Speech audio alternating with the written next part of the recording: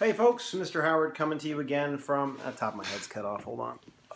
There we go. Mr. Howard coming to you again from my guest room, coronavirus quarantine. As promised, I'm going to give you a analysis, read aloud with analysis of Jack London's story To Build a Fire.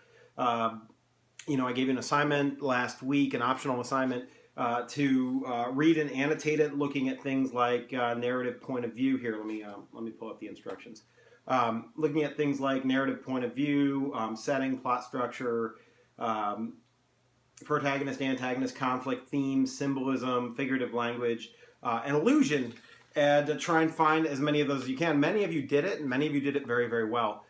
So thank you for those of you that went through and did the assignment and found all that stuff in there. Those of you that did it and didn't submit it, that's fine. Everything's not for a grade. Even if you just read it and looked at it, that's something. It's the value in doing it is in building the skill, and you can't build the skill unless you're doing the work. And whether I look at the work or not doesn't really matter. But you can check your work by watching this video. I'm going to read aloud the whole thing and go through it with you. You were also asked a couple of questions, and I'm gonna read those questions out loud before we get into the reading of the analysis itself. So the two questions that were paragraph questions were either A or B. A was, who is the antagonist of the story? What is the conflict, and what theme or lesson is London trying to get across to the reader?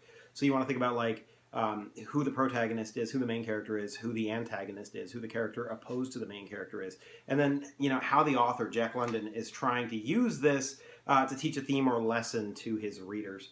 And then the other question was, in what ways is To Build a Fire similar in story structure, symbolism, and or theme to Greek myths such as Icarus, Phaeton, or Prometheus, or others? I'm not picky. It doesn't matter to me which myths you use. We just finished a mythology unit, and there's a lot of overlap between this story and mythology, and I want to see your ability to sort of connect the dots on those and see how, maybe Jack London is using a familiar template or familiar ideas from Greek mythology in a story that's very much not set or cast in a way that Greek mythological stories are. Anyway, before we start, let's talk a little bit about Jack London. I would suggest pulling up a Wikipedia page on any author that you're ever analyzing. And, if you do that, you end up, and I suggest you do it right now. I'm doing it right now, so I'm giving you time. Jack London. Okay. You'll pull up a screen like this one, and you'll see that Jack London, was American. He was a journalist and an author, particularly famous for his stories involving Alaska and Canada. White Fang and Call of the Wild are his two famous ones. I really like The Sea Wolf. It's an oceanographical story set on a seal hunting boat. I enjoyed that one too. So he's done some pretty good stuff. He's famous for a more terse style, a more short sentence structure, sort of a pioneer, that inspired people like Hemingway in his writing. So he died in 1916, and this is one of his short stories.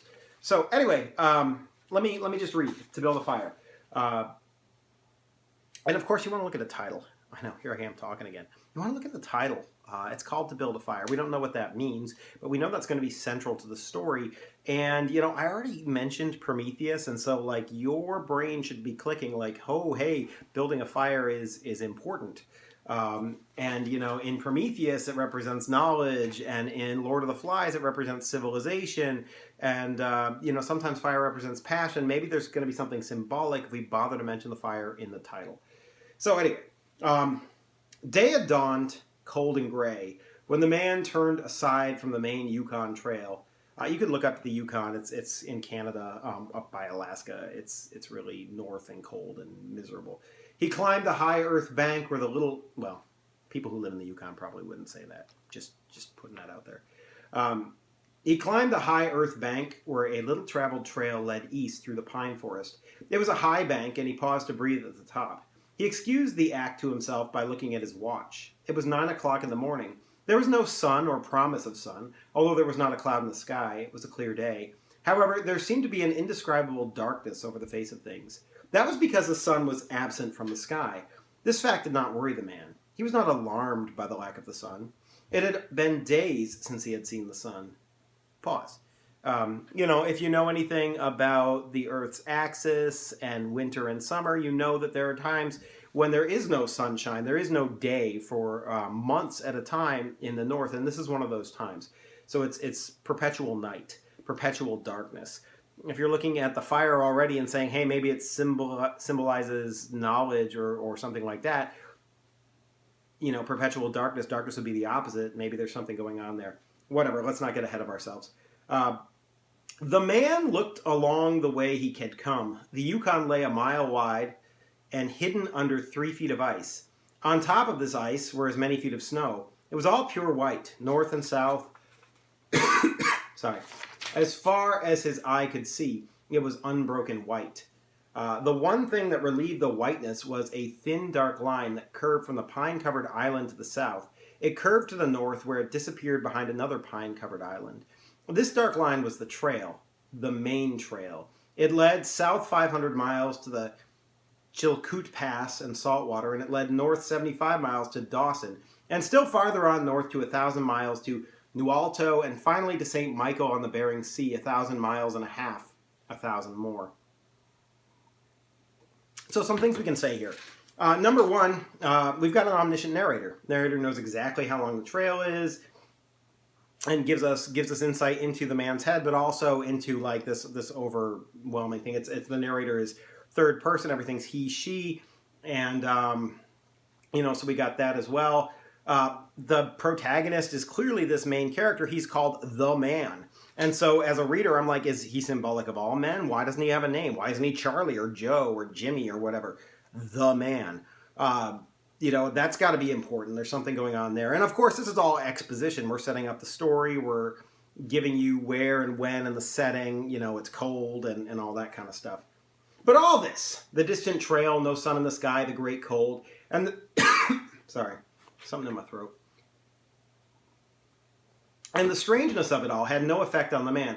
It was not because he was long familiar with it. He was a newcomer in the land, and this was his first winter.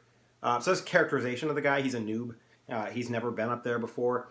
The trouble with him was that he was not able to imagine. He was quick and ready in the thing of life, but only in things and not in their meanings. 50 degrees below zero, degrees and zero are bold, so clearly this is an important statement.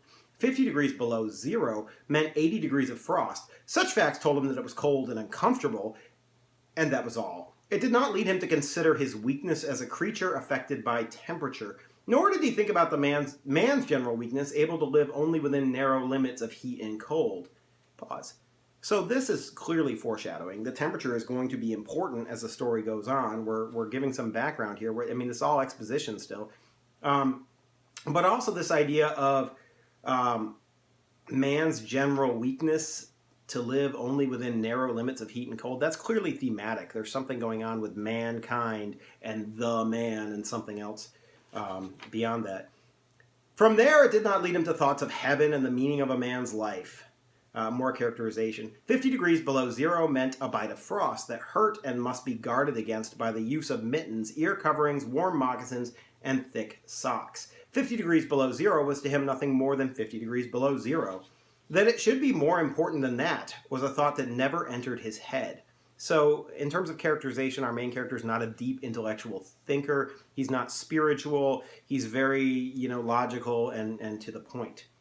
As he turned to go, he forced some water from his mouth as an experiment. There was a sudden noise that surprised him. He tried it again, and again in the air before they could fall to the snow, the drops of water became ice that broke with a noise. He knew that at 50 below zero, water from the mouth made a noise when it hit the snow. But this had done that in the air. Undoubtedly, it was colder than 50 below, but exactly how much colder, he did not know. But the temperature did not matter. Here's your first real indication that this guy is affected by something that the Greeks call hubris, arrogance, excessive pride. He doesn't care what temperature it is, 75 degrees below zero, 50 degrees below zero, meh, no big deal. So clearly we're setting up his character as somebody who doesn't think very much, who isn't very intellectual or philosophical. who's confident in his own abilities. He was headed for the old camp on Henderson Creek, where the boys were already. They had come across the mountain from the Indian Creek country. He had taken the long trail to look at the possibility of floating logs from the islands in the Yukon down the river when the ice melted. He would be in camp by 6 o'clock that evening. It would be a little after dark, but the boys would be there, a fire would be burning, and a hot supper would be ready. As he thought of lunch, he pressed his hand against a package under his jacket. It was also under his shirt, wrapped in a handkerchief and lying for warmth against his naked skin. Otherwise, the bread would freeze. He smiled contentedly to himself as he thought of those pieces of bread, each of which enclosed a generous portion of cooked meat. He plunged among the big pine trees. The trail was not well marked here. Several inches of snow had fallen since the last sled had passed. He was glad he was without a sled. Actually, he carried nothing but the lunch wrapped in a handkerchief. He was surprised, however, at the cold. It certainly was cold, he decided, as he rubbed his nose and face with his mittened hand. He had a good growth of hair on his face, but that did not protect his nose or the upper part of his face from the frosty air. Pause. Again, more sort of not as obvious statement of the man's arrogance. He didn't bring anything with him. He just has a sandwich. What if something happens to him and he can't make it? What does he have to eat? What does he have to take care of himself with? Nothing. Right? So I think that's important. He doesn't comment on it as a narrator, but it's there for you as the reader to take out and think about. Following at the man's heels was a big native dog. It was a wolf dog, gray-coated and not noticeably different from its brother, the wild wolf. Pause. We've got a second character here. We've got a wolf dog. It's interesting that it's a wolf dog. We hyphenate that, somehow saying to us as a reader that it's not really a domesticated animal. It's kind of a natural animal. It's a wolf first and a dog second. I think that's going to be important as the story goes on. The animal was worried by the great cold. It knew that this was no time for traveling. Its own feeling was closer to the truth than the man's judgment. All right, two things here. Omniscient narrator for sure. We just got inside the wolf's head. The narrator knows what the wolf knows. Secondly, we're told as readers that the wolf knows more than the man. The wolf, in its state and nature, realizes you don't go out in this cold, but the man is... It's sort of ironic because he thinks he's smarter than everything else, and that allows him to have the arrogance to go out and do these things. But we're told that it's his stupidity, it's his arrogance that makes him that way, and the wolf is not that dumb. In reality, it was not merely colder than 50 below zero. It was colder than 60 below, then 70 below. It was 75 below zero. Because the freezing point is 32 above zero, it meant that there were 107 degrees of frost. The dog did not know anything about temperatures.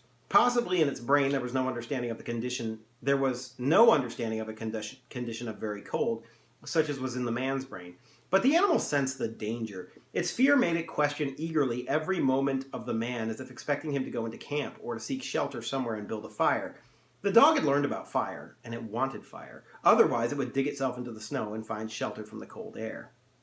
I think it's interesting, again, the dog is more practical than the man. It's intuitive, it's connected with nature in some way that the man is not. And that comes through, I think, pretty clearly here, and London is trying to do that for us. The frozen moistness of its breathing had settled on its fur in a fine powder of frost. The hair on the man's face was similarly frosted, but more solidly. It took the form of ice and increased with every warm, moist breath from his mouth. Also, the man had tobacco in his mouth. The ice held his lips so tightly together that he could not empty the juice from his mouth. The result was a long piece of yellow ice hanging from his lips. Ugh. If he fell down, it would break like glass, that's a simile for you, into many pieces. He expected the ice formed by the tobacco juice having been out once or twice when it was very cold, but it had not been as cold as this, he knew. He continued through the level forest for several miles, then he went down a bank to the frozen path of a small stream. This was Henderson Creek, and he knew he was about 10 miles from where the stream divided. He looked at his watch. It was 10 o'clock. He was traveling at the rate of 4 miles an hour. Thus, he figured that he would arrive where the stream divided at 12:30. He decided he would eat his lunch when he arrived there. The dog followed again at his heels, with its tail hanging low, as the man started to walk along the frozen stream. Now, a dog with its tail hanging low, anybody who has a dog knows that this is body language for being unhappy. The dog does not want to be following this man. And that's made clear without saying anything, sort of through indirect characterization, just through the body language of the dog. Let's see. The old sled trail could be seen, but a dozen inches of snow covered the marks of the last sleds. In a month, no man had traveled up or down the silent creek. The man went steadily ahead.